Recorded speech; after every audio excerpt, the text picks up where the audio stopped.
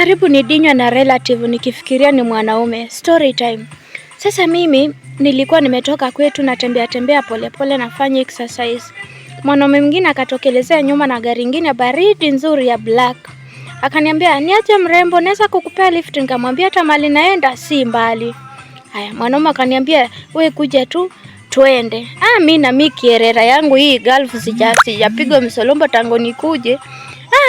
Nikakuwa in love, nikaenda nikakaa kwa gari. Huyo mwanaume akaniambia, "Acha twende town, Kakamega twende tufanye nini, tukule pork." Nikamwambia sawa, tukaenda town tukakula pork.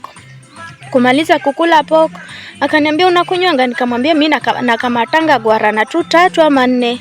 Haya, tukaenda. Sasa unajua wanawake sisi wanawake tukikunywa guarana huwa tunakuwa na tunyege. Sasa venye mimi nilikunywa guarana 4 nikakuwa in love na huyo mwanaume, nikaanza kumshika tundevu.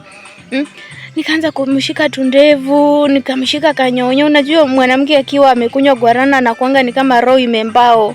Sasa unajua huyu mwanaume nikamuuliza, "Wewe ni kabila gani na unatoka kwa nyumba gani?" Sasa acha mwanaume aniambie mimi ni mtu fulani bla bla bla. Kumbe huyu mtu ni kazini yangu bwana. Ni vinye tu hatujaonana. Imagine ningepigwa msolomba na maikuso gai.